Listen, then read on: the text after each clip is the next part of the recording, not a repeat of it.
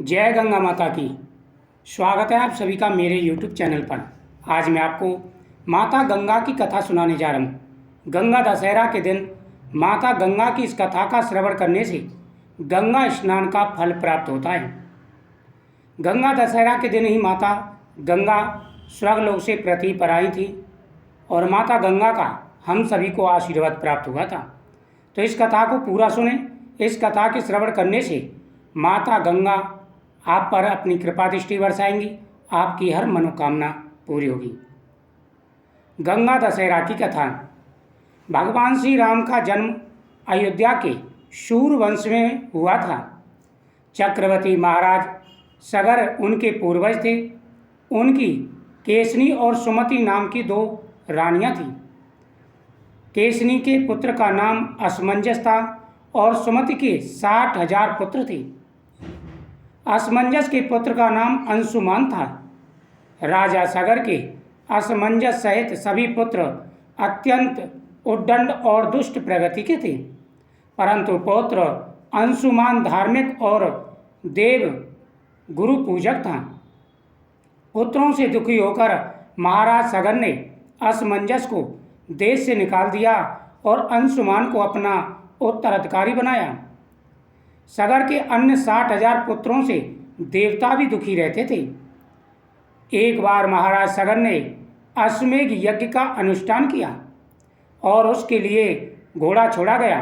पहले समय में जब भी अश्वमेध यज्ञ होता था तो एक अश्व का घोड़ा छोड़ा जाता था जो कि पूरे आर्वती परिक्रमा देकर के आता था।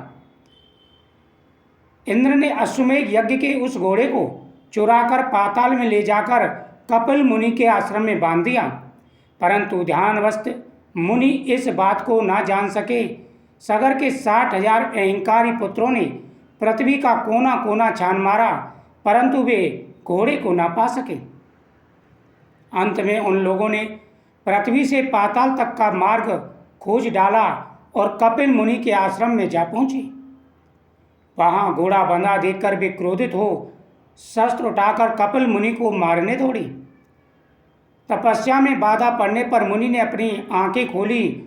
उनके तेज से सगर के 60,000 उद्दंड पुत्र तत्काल भस्म हो गई। गरुड़ के द्वारा इस घटना की जानकारी मिलने पर अंशुमान कपिल मुनि के आश्रम में आए तथा उनकी स्तुति की।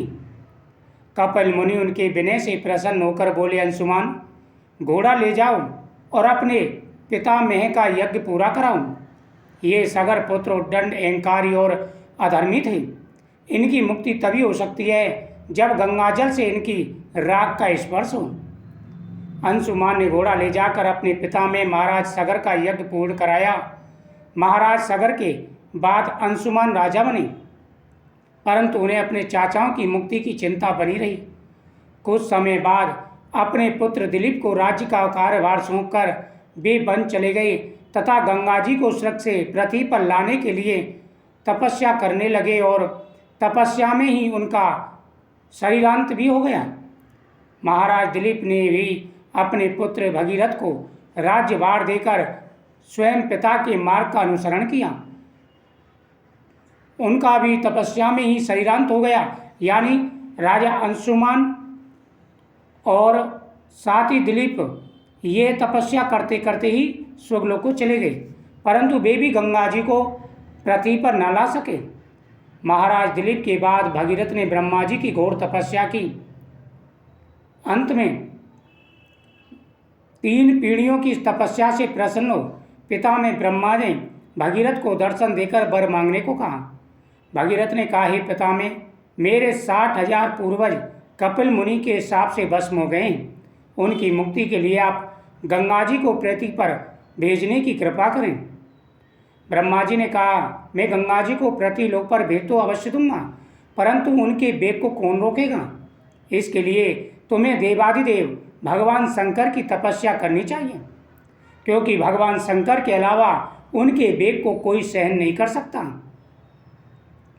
भगीरथ ने एक पैर पर खड़े होकर भगवान शंकर की आराधना शुरू कर दी। उनकी तपस्या से प्रसन्न होकर भगवान शिव ने गंगा जी को अपनी जटाओं में रोक लिया और उसमें से एक जटा को पृथ्वी की ओर छोड़ दिया। एक जटा में से जो धारा जी निकली, इस प्रकार गंगा जी पृथ्वी की ओर चली।